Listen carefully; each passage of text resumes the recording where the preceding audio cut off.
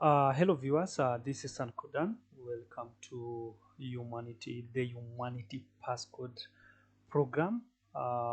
Which guys, this is where you heal. This is where you heal your inner wounds. This is where you change your way, the perspective, your way of thinking.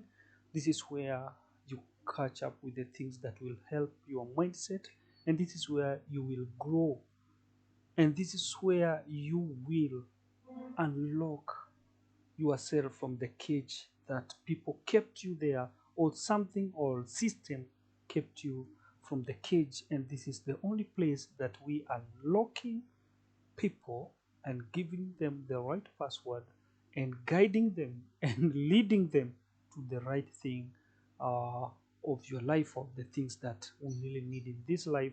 And our number one project, it is to create jobs.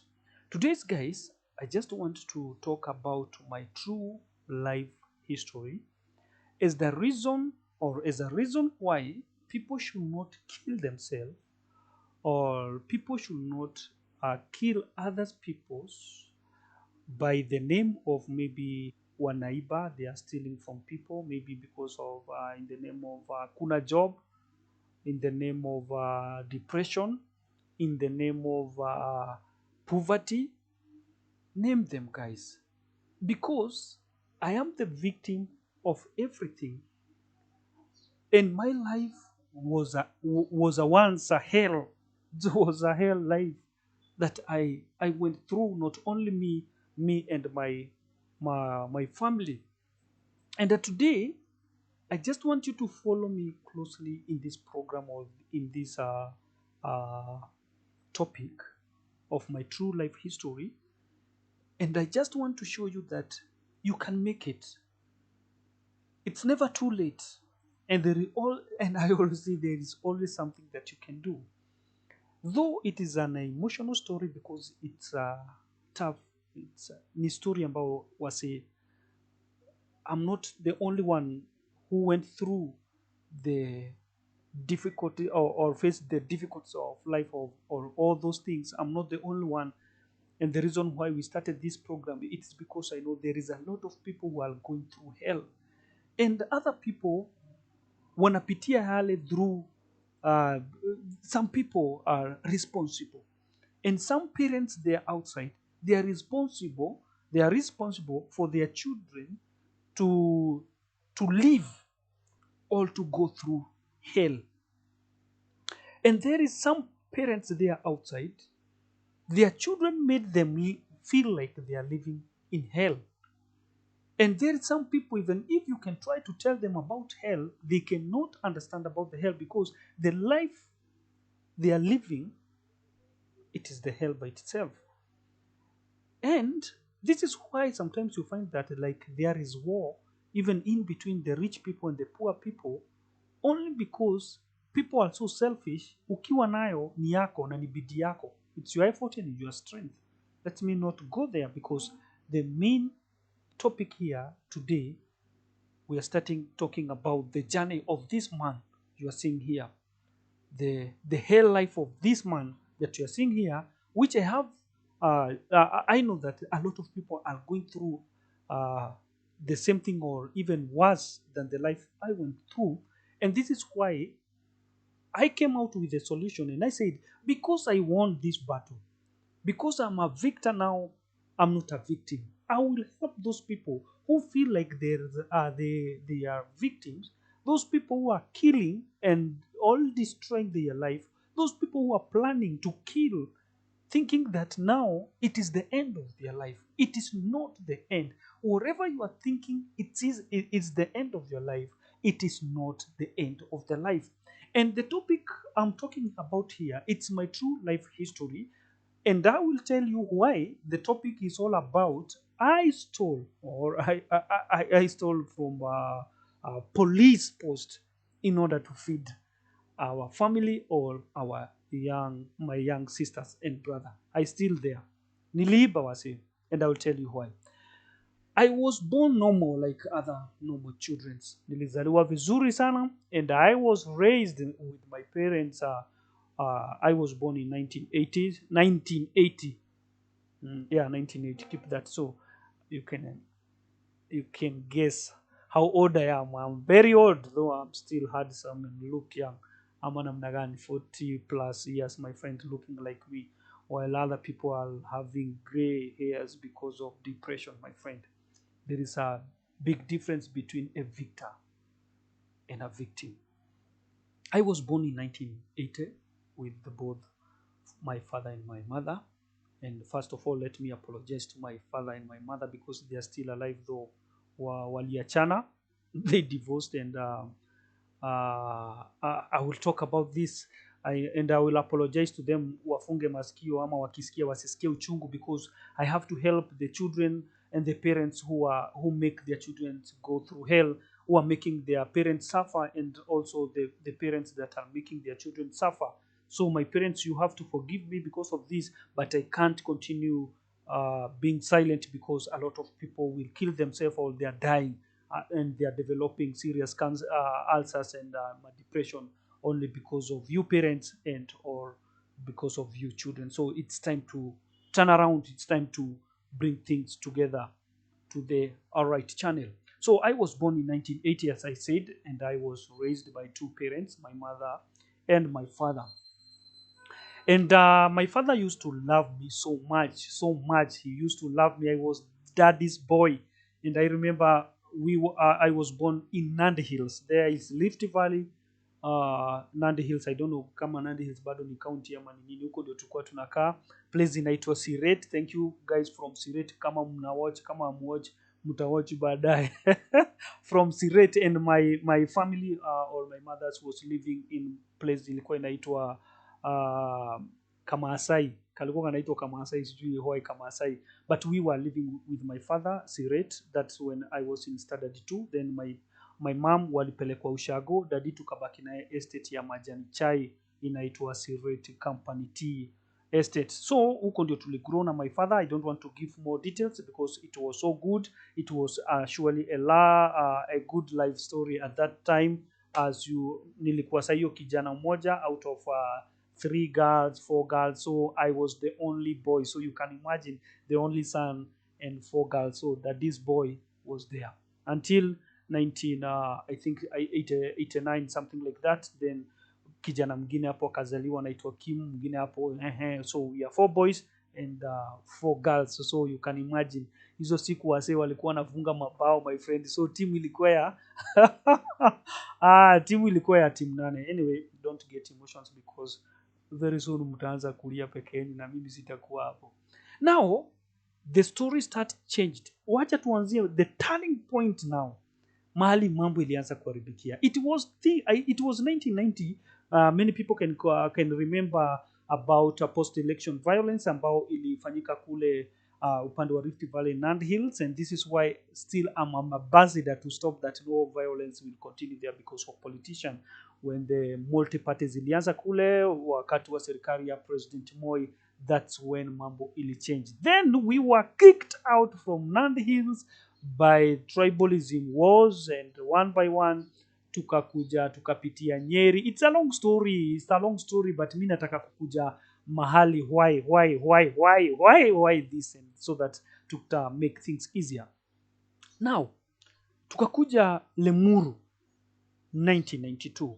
Hapo ndipo tulikuja place inaitwa Lemuru, and tukaanza maisha pale, and our grandfather exchanged the shamba from Rift Valley, and one of the person from the same tribe alikuwa anakaa upande wa Ol Kalou. So our home ikabadilika from Nandi Hills now, from Ol Kalou, Nyandarua. Mko vipi watu wa Nyandarua? I think some can remember this young man. Now sisi tukakaa Limuru, we and my fathers na watoto wetu na mama yetu, the family, now tukakaa Limuru. And the story ikaanza kuleta shida in 1993. In 1993 I was in class 5. 1993 class 5 or 6. Yeah, nearly jumped to class 6, and it was term 2. And now story inaanza sasa. In 1993, in term 2, I was in standard 6, and this is why wakati nasikia mtu do something with your grammar, my friend. Wewe grammar ni wewe. Watu wamepitia hela, hata wengine hawakuenda shule. And in those days hatukuwa tunasoma, tulikuwa tunasomea wazazi. You know what I said, those people yeah, from 80s, mnajua tulikuwa tunasomea wazazi. So I knew nothing. Even the little English I know saizi ni ile mimi mwenyewe ninajifunza, na ninajishukuru na ninajishukuru and I thank God also because tumeona wasee hapa wakiwa magavana na tunajua hajasoma. Haumkumbuki ule msee alisema what do you has that I don't has? You can't remember even the people who said what do you has that I don't has. I think I'm better than those people, but wakakuwa magavana. So stay there saying this person grammar yake ni fake, hata huwa inanibo, but I'm the one with the solution of the life. That's why hata akisema what do you has, hata imagine tunaweza hamisha hii mtu, tunaweza hamisha, he was still the governor and you call him mheshimiwa. This is why the mashule na nini should not be your pillar, should not be the reason why you think you can make it in life because you are well educated. No. And this is why those people feel like they don't have enough or good education. You are not supposed to feel like it is the end of life, or you are supposed to be a poor. That is a mindset. That is the brainwashed. That is, people did that so that we can feel. Do you know we started learning English, foreign language, instead of doing something, you start with a foreign language and you feel like you are limited, you feel like it's the end. Kwani babu yako na babu yako walikuwa na mashamba, walikuwa na manyumba, walikuwa na mang'ombe, walikuwa na everything, walikuwa mpaka na bibi 10. Wacha wewe unaenda kufanya mpango wa kando na hata unasaidiwa mpaka na mpango wa kando. They had all those things, lakini ukweli ni kwamba hawakuwa well educated. So education, even though it is good to be educated, and me, according to me, this is just a foreign language. The good education, it's when you are learning to do a practical thing, not just a foreign language. Tuko na Japan, ma China hawajui kizungu. Simu unatumia ni ya mtu ametengeneza hajui kizungu. Mpaka zingine tunakujanga hapa kureset ndio at least ziongee kizungu, and you are there limiting your life thinking that because you are not educated, you think that because you miss the education, you think that is the end of life. You are feeling yourself. Don't let your mind deceive you like you are poor. You are not poor until umeingia kwa grave. Until you get to the grave, my friend, you are never, and you'll never be poor. You are poor because of your mindset. Anyway, that's for another day, because this one is Humanity Passcode. Let's continue, guys. Hope hamjaboeka. Now, tuko pale, sijatupotea. Tuko pale 1993. 1992 hapo turudi nyuma kidogo, mother akatransferiwa akapelekwa home ushago. Na wakati alipelekwa ushago, the daddy's boy bado tukabaki na my dad pale Lemuru. My friend, there is difference in those days, not now. Saizi wase wamechanuka. In those days, there was a big difference in between Kalenjins, because there we were living with the Kalenjins and Luyas, Wanavuriena, Wanavefue, na akina Aoko kule Nandi Hills. Unaona sasa, there was a big difference between Wajaluo na Wakale wale walikuanga Nandi Hills. Okay, sitaki kusema ni hivyo, lakini wakati hapa Lemuru, my friend, ni kama hao wasichana wa Kikuyu walikuwa somehow tofauti. You know what? Unajua ni nini namaanisha?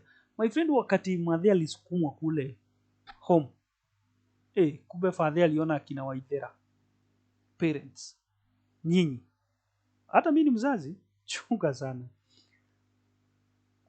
Hiyo ni maana ya kwamba my dad get married to another woman. Now you can, najua tu sasa picha yako sasa imeanza kuingia, because wamama wa kambo, my friend, wamama wengi wa kambo, guys, wengi, percentage kubwa jijazia. Now wazazi ndio hao, mzae ndio huyo. Tukakaa, nakumbuka nilikuwa standard 592, sikuenda ushago baada ya kumalizana. Ilikuwa kila wakati tukifunga naenda ushago, tunakaa na madhi kidogo kabla shule ifunguliwe na rudi shule. Sikuenda ushago. And my dad, nikajaribu kumwambia, sasa term 1 tena ikafika nikiwa standard 6, that is mwezi wa 4, bado shule zikafungwa, bado sikuenda ushago. Term 2 nikamwambia no, I miss to see my brothers and sister because now we are living here with this stepmother. And from there nikapewa onyo sana na my dad, ni ukienda ushago, don't try to tell your mom that I got married to another woman. Nikamuuliza, na akiniuliza mbona uendanga ushago, nitasema I was still sharp my friend. Akaniambia none of your business, hiyo niachie, I am your father and you don't have to question your father. Okay, yes, sawa, wewe nipatie pia niende ushago. Nikasalimia nini, nikaenda kule ushago. Wakati nilienda ushago my friend, tukakaa siku mbili hapo, mama na yeye analialia hapo. Nikashindwa sasa, katikati ya huyu mtoto mdogo ndiye analia, juu anataka mbona baba yako atumangi msaada, mbona baba yako akujangi, bla bla bla, things like that my friend. Na mimi hapa nimekauka. Mzee aliniambia nisithubutu kusema, and because I'm daddy's boy singesema. Siku ya tatu nikaona hapana, huyu mama amelia sana. Nikamwambia hapa kwa jina la Mungu, nikikwambia hauta overreact ama ufanye anything. Na sio, ni mtoto wa 13 years anaambia mama yake hivyo. Ape mama yenu naomba sitamia hivi. My friend, nikaambia mom, you know what, our dad got married to a woman that you know. Madhe alikuwa anajua huyo lady. Kuambia madhe hivyo, kesho my friend gari wa mama, na nyinyi mahot temper wakiza, walai nyinyi wa mama ni mahot temper. Mkisikia tu mzae pale amejinyakulia kamtu, hata mtakani kujua hiyo ni war. Madhe kesho watoto wake gari pa ra mpaka Rimuru. Tukafika kule, my dad was so violent, and this is message to all violent parents. I'm talking about my father who is alive today. He was so violent. I think to date he's still a violent. You have to stop that. You have to stop. Hamtaishi hivyo. Hapana. Hiyo tutakava kwa stories zingine, but this is my life story. Wacha nikuambie. Madhe alikuwa our last born. Siku hiyo ndio alikuwa like 2 months, because mzee alimwacha tu akiwa na ball ushago. That's why mama alikuwa na pain, because our last born alikuwa just amezaliwa tu like 2 months, and hakuna msaada, fadhia tumangi msaada ya mtoto ya nini. So mother, she was really struggling. If there is a woman I always respect, it's my mom, because alisimama sana na sisi. Wacha nikuambie wasi, mother akiwa na 2 weeks tangu azae, aliwekelewa war that I will never forget even today. Father akatoka nje akasema, si wewe ndio ulilete mama yako. My friend akachukua chuma, mawe, nilisaidiwa kuingia chini ya majani chai kujificha huko, akanikosa. Madhe nikikuja karibu nishidwe huu ni nani, sikuwa najua. Karibu masulumbu. Do you know what is masulumbu? Matent guys. Wacha hivyo mnasemanga ma black eyes. Hii ilikuwa ni kama ma blue eyes.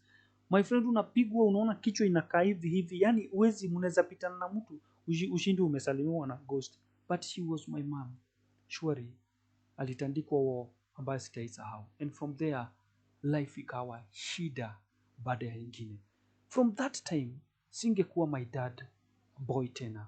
Ilibidi sasa tumerushwa ushago, me and other children. Now shule yangu ilikatikia hapo. Hizo zingine ni stories. Shule yangu ilikatikia hapo, and that was the end, because my mother's vile alijaribu, she tried all her best, but hangeweza kweli kuweza kufeed watoto 8 children. My mom hangeweza kuwafeed and at the same time aweze kuwasomesha. So we tried all our best. Wakati tulifika kule ushago, mashida ndio hizo. And remember, it was a pressure from my grandmama, mother, the mother to my father. And you parent, hamfai kuingilia familia za watoto wenu. Because this was the cause, because my grandmother was pushing my dad to make sure ameoa mwanamke mwingine. Na hakukuwa na sababu. It's only because, mimi nasemanga tu kwa sababu wenyewe, it was so painful. Shosho alimchukia my mom. only for nothing. And because my grandfather alikuwa na wanawake wanne, she told my father, your father already have two women that tunaishi hapa. Why would you live with one woman like you are not from this man? So if surely you are from this man, you have to get married to another woman. Even not four, then at least two. So instead of doing it rightly, she was making my mom suffer a lot. And at least afadhali angefanya like my grandfather. Then guys, life ikakuwa shida. Life ikakuwa ngumu. Life ikakuwa ni hell. And you know what? Wakati mambo ilikuwa ngumu sana, tukakaa chini na my mom na my big sister, kwetu ni sister alafu mimi, tutafanya nini? Tukajaribu kulima kwa wasee. I was 13 years old. Kulima na bado utapigwa na mamako kama ulimi vizuri. Mama hata hakuwa anatuhurumia sometimes. But mpaka nikatoka tu na wazo. Aka advise. Nikamwambia mama, jumi kusema tu kweli kulima mimi siwezi. I'm still young, inanikalia. Si unitafutie kazi ya kuchunga ng'ombe. My friend, nikatafutiwa kazi ya kuchunga ng'ombe kwa watu. Do you know nilikuwa nalipo pesa ngapi? 300 shillings per month. And the first home, the first family ambao nilienda kuchunga ng'ombe zao, believe me or not, I was paid the first month, and remember the month it is 300 bob per month, but the second and the third month nilinyang'anywa wase, si kulipwa just 300. This is why I'm saying there is a lot of people, it doesn't matter what you do good to them, it doesn't matter. You are well employed, but these guys, they can still, wawezi hata tena wakakulipa. That's how people are. They are outside. And this is why we need to change with love. This is why we need to bring back the real love of helping one another. 2 months guys, sikulipwa, nikaenda kwingine. Kwenda kwingine nikachunga ng'ombe pia. Siku moja tukienda na huyo mzee kupeleka ng'ombe mtoni, njao moja ikaingia kwa shimo, ikavunjika mguu, akiona na akasema tena ni mimi nimevunja. I have to work for 5 months kulipa ile ndama. Nikafanya like 2 months, tukaona kweli hakuna mshahara napewa, and it's still 300. I think kwa hiyo boma nilikuwa nimeongezewa, nilikuwa nalipo 350. Nikaibidi tu tena nimetoroka. I remember one day nilienda kwa mama moja alikuwa anaitwa Mama Njeri, the mom that I really respect her so much. Huko ndio nilienda nikakuwa, and with all that my dad was still coming, na akipata madhuku tena anampiga na mfukuza. I remember one day my mom shifted from then Olkarao to a unknown place, na wakati nilikuwa tutoroke na yeye, my grandfather aliniita, the grandfather that I'm named after, na akaniambia, as a boy you don't have to run with your mother, even if your father chased your mom. As a man you are supposed to stand still. Don't you ever try to run with your mother. Let them, that is their case, but you as a man, you must be a real man, and a real man, it is to stand alone. I always remember those words of my grandfather, because from that day sikuwahi kimbia na mamangu tena. Nilisimama to date, and this is why I'm here to testify that, guys, it's never too late. Doesn't matter what the parents, if they can separate, it doesn't matter whether they can chase one another. Don't you ever, usikai ingilia vita zao, usikai side na anyone, usikai side na mamako ama babako, because hata mahali walikuwa wanaoana haukuwa there. And this is the big problem has been happening even to the society. Unapata mtoto ana side na mamake, wanaua mpaka baba yake, ama baba yake wana side na mtoto, only because ya kusikizana 1 2 3. We destroy our parents, we destroy our children, thinking that we are uniting with our children to fight or to be against one parent. Let me tell you, my fellow sons and daughters there, don't you ever try to side with any side of your mother or your father. Always stand still. If they have their differences, let them solve their problem. If They must involve you, my friend. Try all your best to stay out. Now shift. And let me tell you, you can make it because it is God who gives life. It is God who protect. It is God who help those sober-minded. Because if you side with one parent, trust me, huyo mwingine, he will curse you. Na itakushika kwa sababu wenyewe utamtukana umdhulumu ABCD. Your parents are parents. It doesn't matter you parents because siku hizi hamfunzi watoto wenyu kama wazazi ni wazazi. Mumekuwa rika moja na watoto wenyu. You are behaving like your children. You are wearing like your children. I don't say kuwear ni vibaya. But at least watoto nyinyi mkivaa hizo vitu ziko tight, at least watoto wenyu nao waende ndege. At least kukuwe na utofauti. You are like even you are thinking the same thing. It's like everything is equal. And you want the world to change. And you want your children to change while you are doing the same thing with your children. Like you are sharing even ideas za kitoto. You can't even advise your children. My friend, you parents mumefeel pakubwa sana and hamfai kukuwa mkilia juu ya watoto wenu. And this time I'm going to help your children to keep themselves busy by doing the things that will be profitable to their life, because if they sit there and listen and wakae tu na nyinyi, walai kesho hatuna generation. Wazazi wamekuwa kama watoto. Watoto nao wamekuwa kama wenda wazimu. Wazazi wanaanza kusema watoto ni kama wenda wazimu. Mwenda wazimu alizaa mwenda wazimu. Guys, can we continue next time with my true life story as we, because hatu tujafika, because sasa ndio tunaelekea wapi, ni nini ilifanyika ndio nianze kuiba police station niweze kufeed watoto wetu. So because of the time and I don't want the video to be that, hii story iwezi isha leo my friend, is too long, iwezi isha. All you need, this, let's say this is episode 1, it is to watch the episode 2 of this topic. Thank you so much guys, and once again welcome to Humanity Passcode. Thank you.